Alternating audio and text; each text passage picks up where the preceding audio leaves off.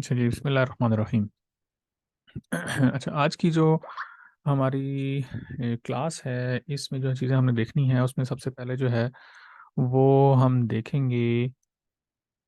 ठीक है, सबसे पहले जो है ना हम यहाँ पर आते हैं और ये जो ऊपर वाली टूल्स हैं, सिलेक्शन टूल है, मूव टूल है, डिफरेंट हमने जो है ना इसके ऊपर काम पहले भी किया है। और अभी जो है ना आज हम काम करेंगे उसमें से जो पहला है वो ये वाली जो टूल है, रेजर टूल के नीचे। ये जो टूल है, हम इसको जब देखते हैं, इस पर राइट क्लिक करते हैं तो इसमें हमें तीन ऑप्शंस नजर आती हैं। सबसे पहले जो है ना ब्लर टूल है, शार्पनर टूल है, और उसके बाद है स्मज टूल। तो तीनों को जो है अभी हम देखेंगे कि पिक्चर पर हम जब काम करते हैं तो इन तीनों का क्या रिजल्ट है और वो किस काम हमारे आते हैं। सबसे पहले जो है ब्लर टूल पे मैं क्लिक करता हूँ। और ब्लर टूल पे जब आप क्लिक करेंगे तो ये जो माउस का जो पॉइंटर है ये चेंज हो जाएगा। ये मेरे पास यहाँ पर इंक्रीज साइज में इसलिए आ रहा है कि यहाँ मैंने इस जगह से इसको इंक्रीज किया हुआ है, ये 175 पर है। और इसको अपनी रिक्वायरमेंट के अकॉर्डिंग जो है ना वो हम शॉर्ट की के ज़रिए से भी छोटा और बड़ा हम इसको कर सकते हैं। तो काम करने से पहले जो है सबसे पहले हम क्या करेंगे कि कंट्रोल जे प्रेस करते हैं। कंट्रोल जे प्रेस हमने किया तो एक न्यू लेयर के ऊपर जो है ना ये एक डुप्लीकेट लेयर बेसिकली यहाँ पर बन गई है। एक लेयर हमारे पास और आ गई है। अब हमने यहाँ से ब्लर टूल को जो है ना ओपन कर लिया, इस पर क्लिक किया। जैसे हम इस पर क्लिक करते हैं तो ये जो ऊपर जो ऑप्शंस आ रही हैं इनको आपने नहीं छेड़ना है। ये इसको नॉर्मल ही रहने दें। 50% से इंक्रीज करके हम 100% तक भी ले जा सकते हैं, लेकिन पहले हम इसकी स्ट्रेंथ के अकॉर्डिंग इसके ऊपर हम काम करके देखेंगे। जब हमने इसको क्लिक किया, सेलेक्ट करने के बाद जब हम इसके ऊपर इस तरीके के साथ माउस का बटन लेफ्ट क्लिक वाला जो है वो प्रेस करके यूं हम फेरते जा रहे हैं। ठीक है, अब हमने जब यूं करके फेर दिया, करने के बाद जब हम माउस को लेफ्ट क्लिक को छोड़ते हैं, मिसाल के तौर पर ये मैंने छोड़ दिया, तो ये अभी आपको महसूस नहीं हो रहा, लेकिन लाइट से महसूस हो रहा होगा कि ये हल्का हल्का सा ब्लर हो गया है, हल्का सा इमेज डिम सा हो गया है। इसको चेक करने के लिए मैं इस वाली लेयर को हाइड करता हूँ। फॉर एग्जांपल इसको मैंने क्लिक किया तो ये अब देखें, अब ये बिल्कुल पिक्चर क्लियर है। और जैसे ही इस कॉपी लेयर को मैं अगेन विजिबल करता हूँ तो ये देखें, ये पिक्चर हाइड हो गई है, ये डिम हो गई है, ब्लर हो गई है। ये हम तब इस्तेमाल करते हैं इस चीज़ को, ये मैंने कंट्रोल जेड करके इसको रिमूव कर दिया है। ये हम तब इस्तेमाल करते हैं जब हमें बैकग्राउंड में मौजूद किसी चीज़ को ब्लर करना हो, या कोई ऐसी चीज़ है कि जो हम दिखाना नहीं चाहते हैं तो उसको हम ब्लर कर देते हैं। बाज़ औक़ात आपने तस्वीरें ऐसी देखी होंगी जिसमें एडिटिंग इस तरीके के साथ की होती है कि बंदा जो खड़ा हुआ है सामने वो बिल्कुल क्लियर नज़र आ रहा है, लेकिन जो उसका जो बैकग्राउंड है वो सही से नज़र नहीं आ रहा होता, तो वो ब्लर हो गया हुआ होता है। तो उसमें इस टूल के ज़रिए से उसको ब्लर कर दिया जाता है। अब हम आते हैं इसकी स्ट्रेंथ की तरफ। तो ये हमने 50% किया था, तो ये मामूली सा इसने इसको डिम किया था। अब हम 50% से इसको इंक्रीज करके लेट्स सपोज 100% कर देते हैं, और फिर इसके ऊपर अगर हम काम करते हैं तो ये देखें, ये इसके जो, अभी मैं इसको जब इसके बाद फिरता जा रहा हूँ और ये मैंने जब लेफ़्ट क्लिक को छोड़ दिया तो अब ये अच्छा खासा ब्लर हो गया है। मज़ीद भी इसके ऊपर अगर आप इसी तरीके के साथ फिरते रहेंगे तो ये मज़ीद भी फेस इसका जो है वो ब्लर हो जाएगा। चेक करने के लिए हम यहाँ से इस कॉपी लेयर को ये देखें हाइड किया तो ये अब अच्छा खासा क्लियर हमें डिफरेंस नज़र आ रहा है। ठीक है, कंट्रोल जेड मैंने यहाँ पर कर दिया ताकि ये जो हमने वर्किंग की है, ये 2 दफ़ा चूंकि मैंने माउस प्रेस करके काम किया था इसलिए एक दफ़ा कंट्रोल जेड करने से नहीं वापस किया, एक स्टेप बैकवर्ड हुआ है। Again control art plus Z में करता हूँ ताकि बिल्कुल जो हमने काम किया हुआ था वो हमें जो पिक्चर हमारी जो नीट थी वो हमें वापस मिल जाए। अच्छा, इसके बाद अब हम क्या करते हैं कि इसके साथ जो दूसरी टूल है वो है शार्पन टूल। शार्पन टूल जो है ना वो इसके एजेस होते हैं पिक्चर के, और डिफरेंट जो इसमें कलर्स होते हैं उसको थोड़ा सा शार्प कर देती है। मिसाल के तौर पर अभी हम इसके ऊपर न्यू अप्लाई इसको करते हैं। अप्लाई करने से आप ये देखें कि इसका जो कलर है वो मज़ीद शार्प हो गया है, मज़ीद डार्क हो गया है। और ये 50% स्ट्रेंथ के ऊपर अभी हमने काम किया है, ये 50% पर है। ये असल में इस लेडी का जो है ना कलर पहले ही से ब्लैक है, तो वो उसके ऊपर बहुत ज़्यादा इसका इफेक्ट शो हो रहा है। मिसाल के तौर पर अभी हम इसको, ये देखें अभी काफ़ी इसका फ़र्क है। मिसाल के तौर पर हम इसी चीज़ को अप्लाई करने के लिए यहाँ पर किसी और पिक्चर को लेकर आते हैं, और लेट्स सपोज हम ये वाली पिक्चर जो है ना उठा के यहाँ पे लाते हैं, और इसके ऊपर जो ये शार्पनर टूल है इसको अप्लाई करेंगे, तो फिर आपको आइडिया होगा कि इसका इस्तेमाल कहाँ पर है और क्या इसका फ़ायदा होता है।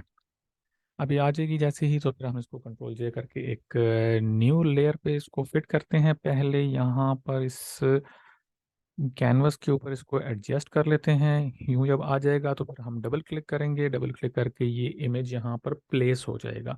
प्लेस करने के बाद इसके बाद हमने क्या करना है, एक न्यू लेयर में इसको ले जाना है। कंट्रोल जे प्रेस करके हमने कॉपी लेयर कर ली, और ऑल्ट का बटन दबा के हम क्या करते हैं कि इसको थोड़ा सा जूम कर लेते हैं।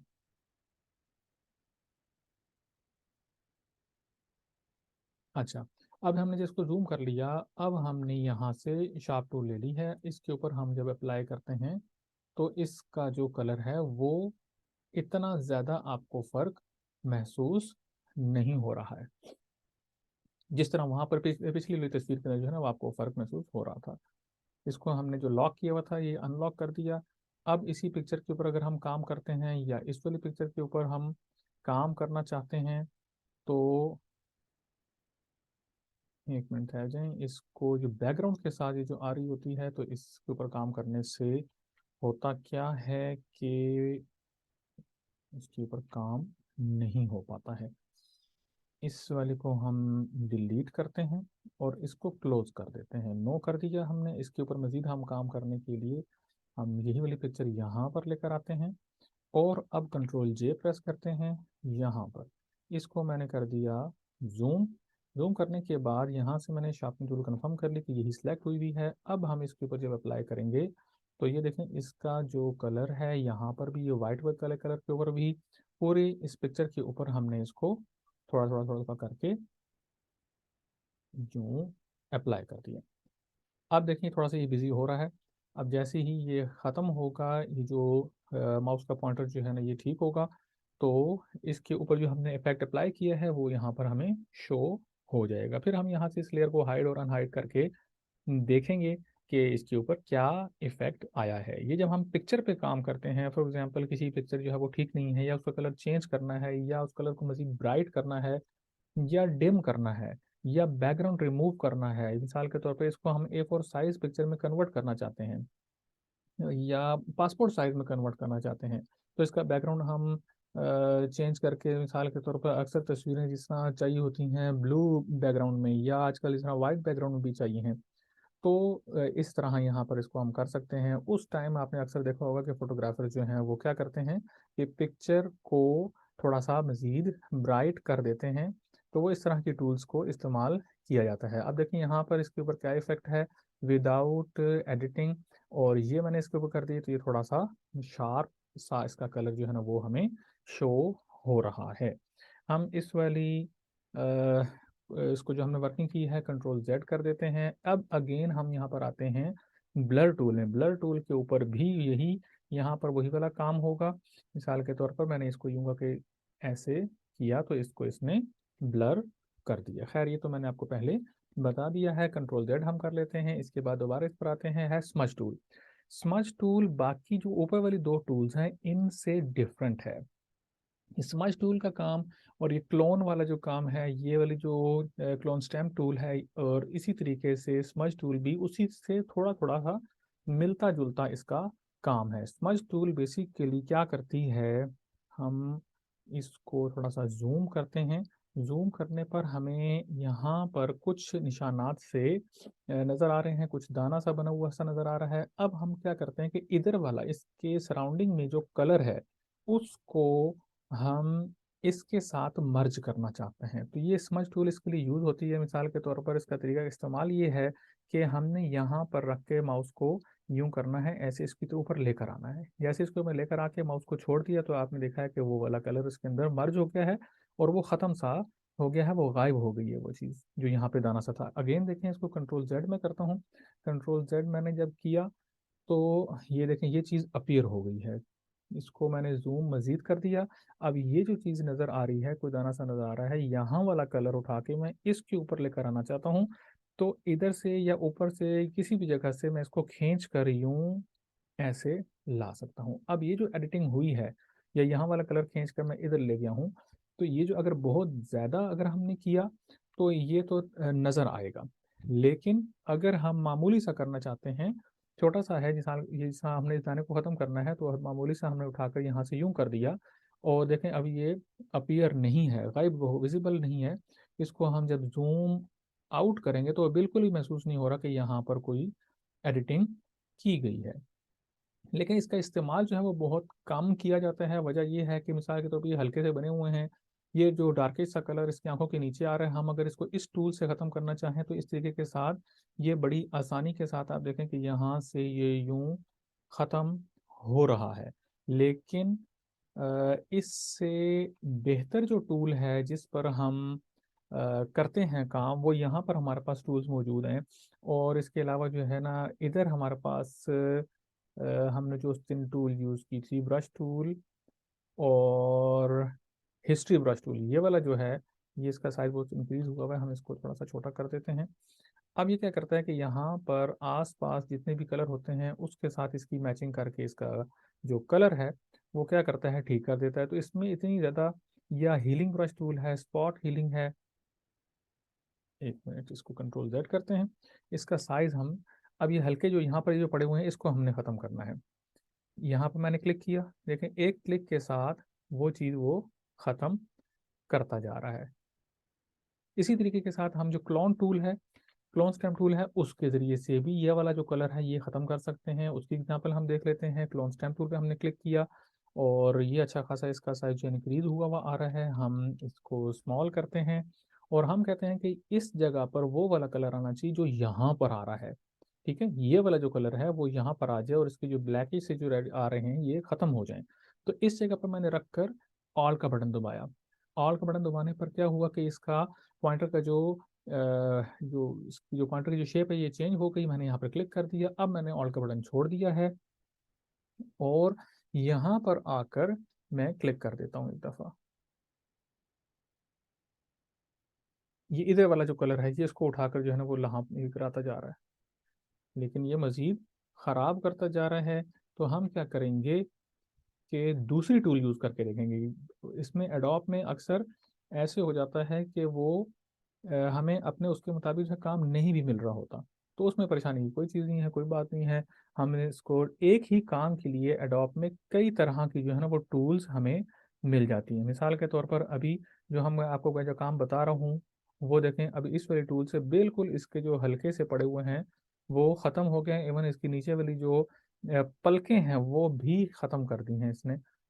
तो मिसाल के तौर पर समझने के लिए जो है हम क्या करते हैं कि बिल्कुल इसके जो हल्के से पड़े हुए हैं हम इसको ख़त्म करते हैं। असल में ये यहीं से कलर उठा लाइए। अगर आप देखें यहाँ पर प्लस का साइन बन रहा होगा, अगेन मैं यहाँ से इसको प्लस का निशान, बल्कि इधर से ये वाला कलर मैंने पिक किया। अब आप देखें कि ये इसको कैसे,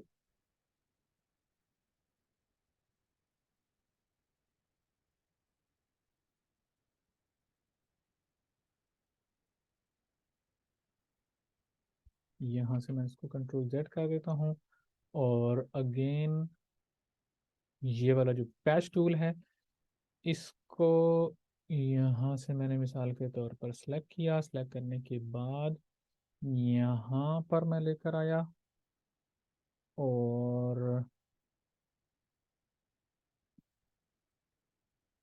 इस जगह के साथ ऐसे मैंने इसको सिलेक्ट किया। सिलेक्ट करने के बाद मैं इधर लेकर आता हूँ, तो जो कलर यहाँ पर है वही कलर वहाँ पर भी अप्लाई हो जाएगा। खैर इसको हम अब जूम आउट करके देखते हैं। कंट्रोल डी प्रेस कर देता हूँ, जो सिलेक्शन मैंने की थी वो ख़त्म हो जाए। अब इस पर जो हमने काम किया है ये हमें अभी बिल्कुल भी महसूस नहीं हो रहा है। इसको मैं हाइड करता हूँ तो ये देखें कि ये यहाँ पर और यहाँ पर हल्के हल्के जो पड़े हुए थे, जो ब्लैक कलर में थे, वो इसके साथ खत्म हो रहे हैं। तो आपने काम करने के लिए इसको जूम करना है लाजमी तौर पर, उसके बाद फिर आप काम कर सकते हैं, वरना ये है कि इसमें कुछ कमी बेशी रह जाती है। अच्छा, ये 3 टूल्स हैं, ये आपने अभी देख ली हैं। इसके बाद हम आते हैं डॉज टूल पे और बर्न टूल पे। इनका जो काम है, इसके काम करने के लिए हम इसको डिलीट करेंगे। डिलीट करने के बाद जो हमने पहली तस्वीर लेकर आई थी, हम उसको अगेन लेकर आते हैं, और इस वाली टूल पर हम आकर इसको हम करते हैं जूम। यहाँ पर हमने जब जूम कर लिया, अब हम इस टूल पर आते हैं डॉज टूल पे। डॉज टूल पे जैसे ही हम आते हैं, तो इसको हमने साइज को छोटा कर दिया थोड़ा सा, इस पॉइंटर को। और अब आप देखें, 1 मिनट, कंट्रोल जेड करके कंट्रोल जे करेंगे, पहले न्यू लेयर ले लेंगे। अब हम इसके ऊपर माउस को मैंने बटन प्रेस किया हुआ है, और यहाँ पर इसके ऊपर मैं यूँ लेफ्ट क्लिक प्रेस करके यूँ मैं फेर रहा हूँ। ठीक है, अब मैंने माउस को छोड़ दिया है। अब देखें कि इसके कलर में और जो प्रीवियस वाला कलर है उसमें क्या फ़र्क पड़ा है। मैं जब जैसे इसको हाइड करता हूँ, तो ये देखें, ये जो ब्राइटनेस इसके अंदर आ गई थी वो कम हो गई है। अगेन ये देखें, अभी आपको इसका जो फ़र्क है बिल्कुल वाज़े तौर पर नज़र आ रहा होगा। इसी तरीके से अगर हम ये चाहते हैं कि सिर्फ इसके फेस के ऊपर जो ब्राइटनेस है वो इंक्रीज हो जाए, या ओवरऑल जो ब्राइटनेस इंक्रीज हो उसकी जो परसेंटेज है वो ज़्यादा हो, तो इसका जो एक्सपोजर है हमने यहाँ पर 50% रखा हुआ है, ये स्टैंडर्ड होता है, लेकिन अपनी रिक्वायरमेंट के अकॉर्डिंग हम उसको इंक्रीज कर सकते हैं। लेट्स सपोज हमने इसको 100% कर दिया। अब जब इसके ऊपर मैं अप्लाई करूँगा, तो ये देखें कि ये बहुत ज़्यादा इसको पहले से ज़्यादा जो है वो इसके अंदर शार्पनेस जो है और इसका जो ब्राइटनेस है जो है ना वो इंक्रीज कर रहा है। ये मैंने यहाँ पर इसको साइड पे कर दिया। अब आप इसका डिफरेंस देखें कि पूरी पिक्चर को इसने किया है, लेकिन हम ये करते हैं कि सिर्फ इसका जो फेस है ये ब्राइट हो जाए, और बाकी जो इसका जो हिजाब है ये इसके ऊपर ब्राइटनेस या इसकी जो कलर जो वाइट होना शुरू हो गया यहाँ यहाँ से ये ना हो। तो उसके लिए हम क्या करते हैं, इसकी प्रैक्टिस के लिए कंट्रोल जे मैंने प्रेस करके एक और न्यू लेयर ले ली है, और यहाँ पर आकर अब हमने करना होगा इस सिलेक्शन टूल के ज़रिए से इसको सिलेक्ट करना है। फॉर एग्जांपल कोई भी टूल हम ले सकते हैं। लेट्स सपोज मैं यहाँ पे ये ले लेता हूँ, मैग्नेटिक लेसो टूल है। यहाँ से मैंने इसको सिलेक्ट किया। मैं चाहता हूँ कि सिर्फ इसका जो फेस है वो सिलेक्ट हो जाए, और उसी के ऊपर ही सिर्फ काम हो, बाकी जो इसका ब्लैक हिजाब है उसके ऊपर काम ना हो। जब ये सिलेक्शन हो गई, सिलेक्शन जब हो गई इसके बाद हम आते हैं यहाँ पर, और इस वाले टूल में हम जब आएंगे, किधर गई वो वाली टूल, हाँ ये है, ये डॉज टूल पे, इस पर हम आ गए, इस पर मैंने क्लिक किया। अब मैं इसके ऊपर 100% के एक्सपोजर के साथ जब मैं इसके ऊपर अप्लाई कर रहा हूँ, तो ये देखें कि इसका ये फेस वाइट हो गया है। बाकी के ऊपर मैं फेर रहा हूँ लेकिन वहाँ पर काम नहीं कर रहा। सिर्फ सिलेक्शन के ऊपर यहाँ पर अब हमारा जो कैनवस है इसके ऊपर जो सिलेक्टेड एरिया है सिर्फ इसी के ऊपर ही काम कर रहा है। ठीक है, अब आप देखें यहाँ से मैं जब इसको हाइड अनहाइड करता हूँ, तो जो फर्क है, जो डिफरेंस है, वो सिर्फ इसी सिलेक्टेड एरिया पर है, बाकी पर नहीं है। ठीक है, तो ये इसका सिलेक्शन के साथ भी आप यहाँ पर काम कर सकते हैं। इसके बाद मैंने कंट्रोल जेड कर दिया और कंट्रोल डी कर दिया। कंट्रोल डी का मकसद होता है डी सिलेक्ट, यानी कि जो सिलेक्शन की हुई थी हमने वो इसकी जो सिलेक्शन होती है वो ख़त्म हो जाती है। इसके बाद यहाँ पर हम आते हैं बर्न टूल पे। बर्न टूल पर जब हम आते हैं, तो इसका काम क्या है। मिसाल के तौर पर बर्न टूल में मजीद, बर्न वैसे कहते हैं जिसे जलाने को, तो ये मजीद इसके कलर को डार्क कर रहा है। ये देखें पीछे हिजाब का जो कलर है ये भी इसने डार्क कर दिया है, और यूं करके जैसे ही मैं छोड़ा है इसको, तो अब हम यहाँ से फ़र्क आप देखें कि पहले कुछ ब्राइटनेस थी, अब मजीद इसके अंदर जो कलर है वो डार्क हो गया है, और ये 100% पर हमने किया हुआ है, इसलिए इसको बहुत ज़्यादा इसने डार्क कर दिया है। ठीक है, कंट्रोल जेड मैंने कर दिया, और ये जो इसके अंदर जो काम किया हुआ था वो सेम टू सेम वही लेयर कॉपी हमारे पास आ गई है। अच्छा जी, इन दो टूल्स के बाद जो है ना हम आएंगे यहाँ पर ये वाली आती है शेप टूल। और इससे पहले हम यहाँ पर एक न्यू पेज लेते हैं, कंट्रोल एन मैंने प्रेस किया और ओके कर दिया। एक वाइट कैनवस मेरे पास यहाँ पर आ जाएगा वाइट बोर्ड की तरह से। हम यहाँ पर आएंगे, ये जो टूल हमारे पास आ रही है पेंट बकेट वाली, ठीक है, पेंट बकेट यहाँ पर बनी हुई है, इसमें 3 टूल्स हैं, इनमें से 2 पर हमने काम करना है। 3D मटेरियल ड्रॉप टूल जो है ना वो एक यहाँ पर आती है हमारे पास, और एक ये जो आई ड्रॉपर टूल है इसके अंदर भी 2 हमारे पास दूसरे नंबर पर है 3D material eye dropper tool. इन दोनों का तकरीबन एक जैसा काम है, लेकिन थोड़ा सा लेंथी है, इसलिए हमने इसको नेक्स्ट क्लास के लिए रखा है 3D मटेरियल आई ड्रॉपर। और यहाँ पर आपके पास जो पेंट बकेट वाले एरिया में आता है 3D मटेरियल ड्रॉप टूल। तो 3D के जो ऑब्जेक्ट्स होते हैं उनके ऊपर बेसिकली इसके जरिए से हम काम करते हैं। सबसे पहले हम जाते हैं ग्रेडियंट टूल पे। ग्रेडियंट टूल पे जब हम आएंगे तो जैसे ही हम इस पर क्लिक करते हैं तो ये ऊपर एक कंप्लीट बार ओपन हो जाती है। और ग्रेडियंट बनाने के लिए कलर की फॉर्मेशन भी हम यहाँ पर कर सकते हैं, उसके स्टाइल को भी चेंज कर सकते हैं। और एक एक करके मिसाल के तौर पर हम यहाँ पर इसको अप्लाई करते हैं, और इसको साइड पे कर देता हूँ। अब देखें यहाँ पर फर्स्ट ऑफ ऑल जो ये जो एरिया यहाँ पर हमारे पास आ रहा है इस पर मैं क्लिक करता हूँ तो करंट टूल ओनली ये आ रहा है, चलें ये ठीक है। यहाँ पर देखें ये जो कलर स्कीम यहाँ पर शो हो रही है ये बेसिकली कलर का एक स्टाइल सा शो हो रहा है। मिसाल के तौर पर मैं कहता हूँ कि इस तरह का एक डिज़ाइन मैंने बनाना है, इसको मैंने क्लिक किया। क्लिक करने के बाद मैंने साइड पर क्लिक कर लिया। अब ये इस तरह का इसका पॉइंटर बना हुआ आ जाएगा। इसको यूज़ करने का तरीका ये है कि मैंने यहाँ से माउस को प्रेस करके यूं यहाँ तक रख के छोड़ देना है। जैसे ही मैं छोड़ूंगा तो एक डिज़ाइन यहाँ पर बन जाएगा। ये देखें एक शेड सा बन गया है। और इसी तरीके के साथ अगर मैंने ज़्यादा लंबा यहाँ तक हाफ तक बनाना है मिसाल के तौर पर, तो मैंने यहाँ से इसको लेना है और ज़्यादा आगे तक यहाँ पर ला के इसको अगेन मैं छोड़ दूंगा। जैसे ही मैंने यहाँ पर छोड़ना है तो ये इतना बड़ा सा डिज़ाइन यहाँ तक बन जाएगा। अगर सिलेक्टेड एरिया में मैंने ये काम करना है, फॉर एग्जांपल कोई हम कार्ड बना रहे हैं या इसके अलावा कोई ब्रोशर वगैरह बना रहे हैं, तो उसका जो सिलेक्टेड एरिया होगा उस सिलेक्टेड एरिया में रख के हम इस तरह यूं बनाएंगे।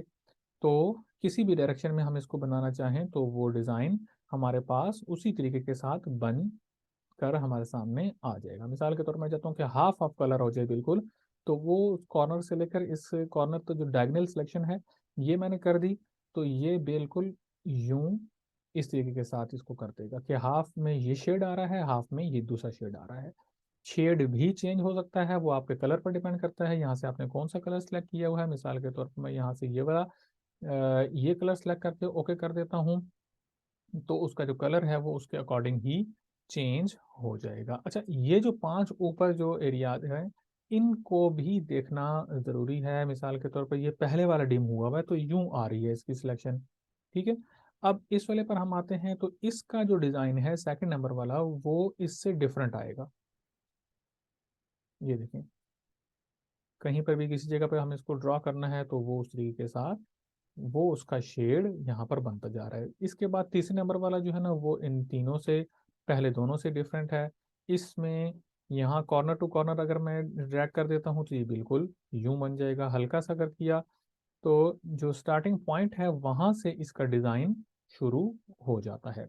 इसी तरीके से जो है ना ये आपने बाकी जो चारों हैं बाकी जो टोटल 5 हैं इन पांचों को आपने सेलेक्ट करना है कि किस तरह का यहाँ पर ये डिज़ाइनिंग इससे बनाई जा सकती है।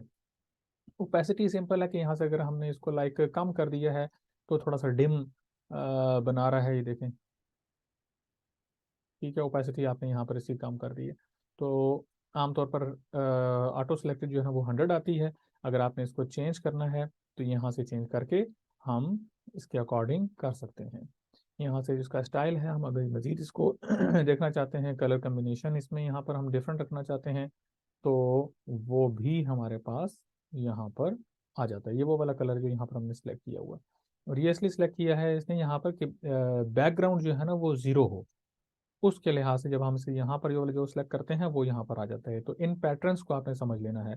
पैटर्न्स में सिलेक्शन उस लिहाज से आप करेंगे जो आपकी रिक्वायरमेंट है। लाइक हमें बैकग्राउंड में कोई कलर यहाँ का सिलेक्टेड नहीं चाहिए है तो हम ये ऑटो जो यहाँ पर है ये वाला ब्लैक वाला है, इसके अलावा ये जिसमें ये जो पिक्सल्स हुआ जो नज़र आ रहे हैं बैकग्राउंड रिमूव हुआ नज़र आ रहा है, अगर हमने उस पर काम करना है कि जिसमें हम अपनी मर्जी का कलर ड्रॉप करना चाहते हैं, तो फिर हमें ये जो बैकग्राउंड रिमूव वाले शेड्स हैं इनको यूज करना है।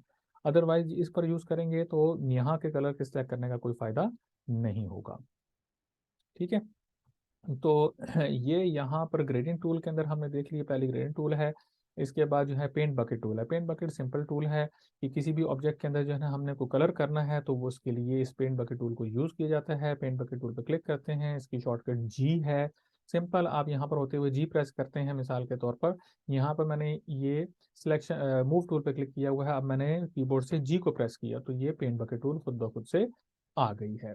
यहाँ से जो भी कलर हम सेलेक्ट करेंगे, फोरग्राउंड का है या बैकग्राउंड का है, कोई भी कलर, मिसाल के तौर पर मैंने येलो पे क्लिक किया, ओके कर दिया, तो यहाँ पर ये वाला कलर अपीयर हो गया है। और किसी भी जगह पर रख के जहाँ पर मैंने कलर को चेंज करना है, फॉर एग्जाम्पल ये मैंने जो बैकग्राउंड वाला कलर था वो चेंज करना था, इस पर क्लिक कर दिया, कंट्रोल जेड मैं कर देता हूँ। सिर्फ इसके कलर को चेंज करना है, इस रेक्टेंगल के कलर को चेंज करना है और स्क्वायर के कलर को, तो वो यहाँ से चेंज हो जाएगा। उसके ऊपर रख के देखिए, जब हम इसको पेंट बकेट को सिलेक्ट करते हैं तो पेंट बकेट बनी हुई आती है, साथ छोटा सा पॉइंटर आता है। तो पॉइंटर को रखना है हमने सिलेक्टेड जगह पर। मिसाल के तौर पर इस छोटे वाले, इसको मैं जूम करता हूँ 1 मिनट, ये जो सेंटर में जो ये वाला जो बॉक्स नजर आ रहा है इसके ऊपर मैंने कलर करना है, तो पॉइंटर को मैंने यहाँ पे रखा तो ये ब्लैक हो गया, इसके बाद यहाँ पे रख दिया, इसके बाद यहाँ पे रख दिया। तो इस तरीके के साथ इसके ऊपर हम वर्किंग कर सकते हैं। ठीक है, तो ये पेंट बकेट टूल आ गई। इसके बाद रेडी मटेरियल जो है ना हमने बाद में करनी है। एक और भी मैंने यहाँ पर काम के लिए आज के लिए रखा हुआ था, लेकिन अभी टाइम बड़ा कम रह गया है। ये वाली जो टूल है इसके अंदर ये सारी टूल्स जो है ना बहुत आसान हैं और इस पर काम आसानी के साथ हो सकता है, लेकिन अभी हम टाइम देखते हैं तो 4 मिनट रह गए हैं। मैं कोशिश करता हूँ कि इसको अभी ही अप्लाई हम कर लेते हैं। मिसाल के तौर पर मैं कंट्रोल एन करके एक न्यू पेज ले लेता हूँ, एक नए कैनवस में हम जाते हैं, यहाँ पर आकर हम ये वाली टूल देखते हैं। तो ये सिंपल स्ट्रेट वही टूल्स हैं, वही शेप्स हैं जो हमें वर्ड में भी मिलती हैं, हमें एक्सेल में, पावर पॉइंट में और पेंट में भी ये सेम के सेम टूल्स जो है ना हमें शेप्स नज़र आती हैं। और रेक्टेंगल का मतलब सिंपल स्ट्रेट, आपने अगर कोई रेक्टेंगल ड्रॉ करना है तो यूं करके आपने इस तरह ड्रॉ कर ली। जैसे ही हम जब ड्रॉ करते हैं तो इसकी जो प्रॉपर्टीज हैं वो सामने यहाँ पर ओपन हो जाती हैं कि इसकी विड्थ इतनी है, इसकी हाइट इतनी है और पिक्सल्स में है। तो ये यहाँ पर अपीयर होने का जो मकसद है वो क्या है कि अगर आपको अपनी स्पेसिफिक पर्टिकुलर मेजरमेंट के अकॉर्डिंग जो है आपको कोई रेक्टेंगल ड्रॉ करना है, फॉर एग्जांपल जब हम आईडी कार्ड बनाते हैं या बिजनेस कार्ड बनाते हैं या ब्रोशर बनाते हैं तो फिर हमें इस तरीके के साथ रफ डिजाइनिंग हम नहीं कर सकते हैं, क्योंकि वो प्रिंटेड फाइल में प्रॉब्लम हो जाएगा, प्रिंट के काबे वो चीज़ नहीं होगी। तो इसलिए रैंडम पहले एक बना के उसके बाद जब ये चीज़ अपीयर होती है तो हम यहाँ पर इसके साइज को अपनी रिक्वायरमेंट के अकॉर्डिंग चेंज कर लेते हैं। इसके बाद जो नीचे जो चीज़ें आ रही हैं ये इसके स्टाइल की चीज़ें हैं और यही चीज़ें हमारे पास यहाँ पर जो इस पैनल में शो हो रही हैं वही यहाँ पर हमारे पास इधर ऊपर वाली लाइन में भी शो हो रही हैं। ठीक है, तो इसको हम चेंज कर सकते हैं। मिसाल के तौर पर ये जो कलर है इसको मैं ये वाला सिलेक्ट करता हूँ। सिलेक्ट करने के बाद अब जब मैं इसको बनाता हूँ तो देखें कि इसमें, एक मिनट, क्या तब्दीली होती है। यहाँ पहले से ये सिलेक्ट हुआ हुआ था, अब मैंने इसको ये वाला सिलेक्ट किया, कलर मैं इसका चेंज करता हूँ यहाँ से, लाइक मैंने ये कलर कर दिया, ओके कर दिया।